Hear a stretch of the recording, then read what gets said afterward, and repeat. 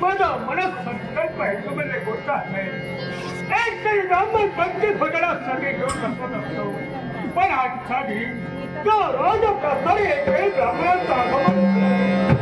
थोडं सन्मान सौख्याही पडले थोडा वेळ पण हो नाही माझ्या सानिध्यात विठ्ठल माझे मांडली सर छत्रपती सारखे सरदार आहे एखाद्या सरदाराला भाग गेला हे सर्व सिद्ध होऊन कोण भाव विश्वास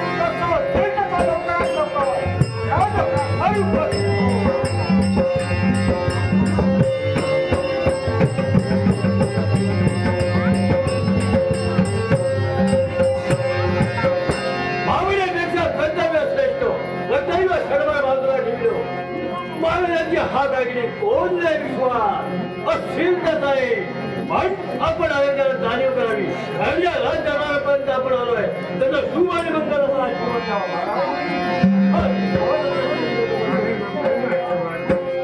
महाराज मी माझ्या कर्तव्यात बघण्यात सगळे एकाएकी हात घेण्याचं कारण विश्वास मी हात दिल्याच्या तू विचारमय होऊ लागला अरे विश्वास तुझ्या हातून काही चूक नसताना सुद्धा मला प्रवाहात दिले असते महाराजांना असा तर ते प्रश्न तुमच्या मुखावर होय त्याला कारण माझ्या हातून काही घडलं की काय तुला काही घडलं नाही एक गोष्ट लक्षात ठेव माझा मनस संकल्प आहे तू म्हणजे कोण असायची तर नित्य मी कोणती भोजनासाठी एक तरी ब्राह्मण घेऊन मी बसत असतो पण आजच्या दिवशी प्रसारी एक काही ब्राह्मण उपस्थित झाला नाही म्हणून थोडासा मान सौख्याही पडला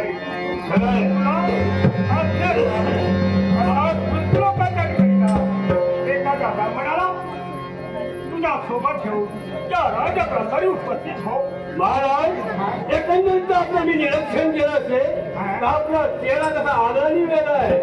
कारण मनुष्याचा चेहरा हा असा आहे की तेच आपण आहात कारण बालपणापासून त्या वैकुंठी नारायणाची आपण भक्ती केला आतापर्यंत संकल्प केव्हाही खंड पडून नाही आजच्या दिनी एकही ब्राह्मण आला की याच्यासाठी आपण मग मला सांगा आपली आज्ञा असेल तर मृत्यू लोकांच्या ठिकाणी नाही ब्राह्मण गंगाधरी यज्ञ याद करताय तिथे जाऊन एका ब्राह्मणाला घेऊन येईल फक्त आपली आज्ञा हवी महाराज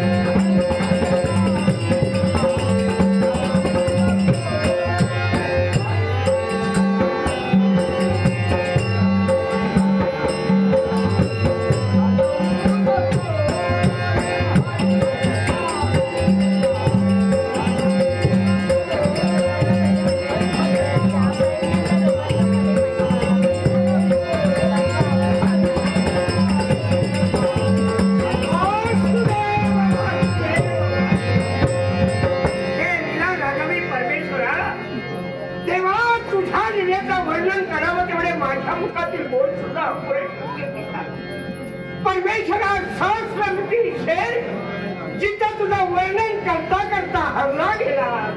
तिथं माझ्यासारख्या ब्राह्मणाची काय कथा पण तेव्हा समजल्या वेळेपासून जेव्हा तुझ्या नावाची शिक्षा मिळवली गेली आणि या देहाला शिक्षा लावली गेली की तुझ्या नामासाठी का देव शोधण्यासाठी देवालयात जाण्याची गरज नाही मन भावे एखादा दगडाचं जरी का पूजन केलं असेल तर त्या दगडातून सुद्धा देवाची निर्मिती होऊ शकते पण ध्यानी मनी स्वप्नी सदैव त्या देवाचं नामस्मरण असलं पाहिजे त्या परमेश्वरा सदैव तुझं नाव माझ्या मुखात राहू दे एवढीच या दुर्वासाठी तुझा जन्मी हे परमेश्वरा एकटेपणानं तेव्हा तेव्हा विचार करत असलो की देवा मनासमोर एकच प्रश्न उभा राहतोय ज्या देवानं सर्व साम्राज्यावर पाठ फिरवली गेली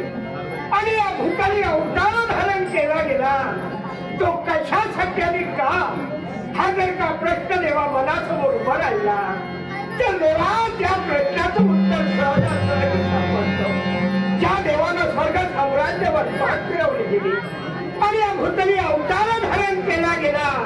तो पतिव्रताचा पाठीराखाली अमलांचा रक्षण करता. तेव्हा धन्य झालो रे धन्य झालो. कारण केवळ तुझं नाव माझ्या मुखात राहावं ते केवळ स्वतःच्या पूर्णत्वासाठी नव्हे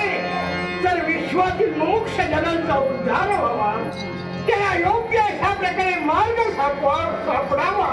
यासाठी सदैव प्रयत्न करतोय. ती देवा तुझी कृपा माझ्यावर सदैव लावले एवढीच तुझ्या चक्रा.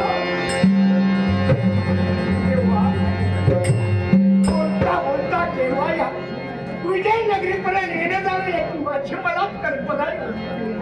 पण काही का होईना या नगरीकडे आपलं येणं झालंय पण प्रत्यक्ष राज करताना जायचं.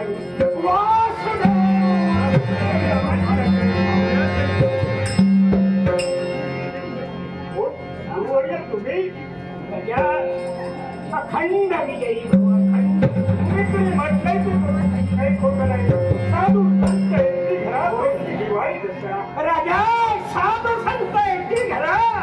तोची दिवाळी दसरा. पण राजा अरे मनभावाच्या योगी याची म्हणा किंवा देवाची म्हणा सेवा केल्यानंतर अशाची मुली माणूस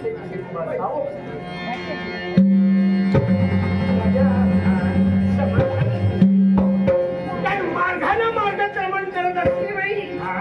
प्रत्येक प्रजाजनाच्या मुखातून जयकार होत होता तुमच्या नावाचा आणि प्रत्येक प्रजाजन केवळ स्वागतासाठी प्रत्येक आणि म्हणून कोणी म्हटलंय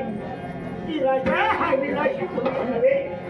अरे लाखाचा पोषणा ठरला जातो आणि त्यावेळी यथा राजा तथा प्रजा. ज्याप्रमाणे राजकर्त्याचं वर्तन असेल त्याप्रमाणे प्रजेचं वर्तन घडलं जातं. हे तर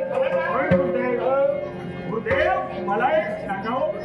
माझ्या बाबतीत काय बोलताय. अरे स्वतःच्या बाबतीत कोण कशाचा विचार करतोय यापेक्षा आपलं कर्तव्य हे श्रेष्ठ आहे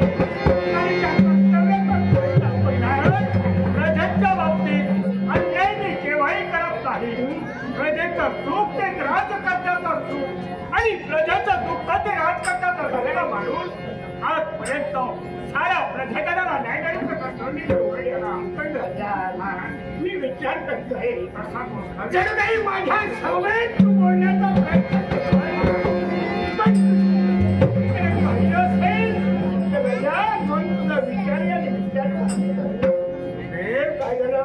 मन माझा विचार आहे काय गोष्टी नित्य नेहमी माझा मनस संकल्प आहे तो म्हणजे सगळ्यांचा संकल्प एक तरी ब्राह्मण पंक्ती भोजनासाठी घेऊन पण आजच्या एक तरी ब्राह्मण राजा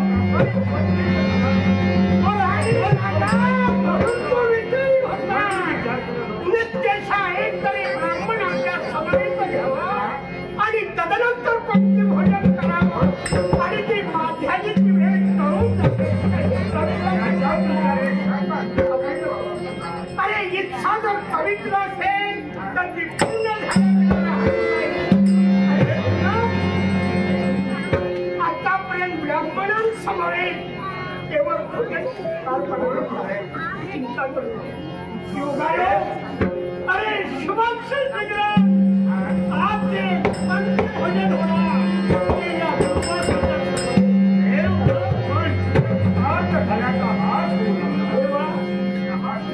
आतापर्यंत ज्यांचा लाभ झाला नाही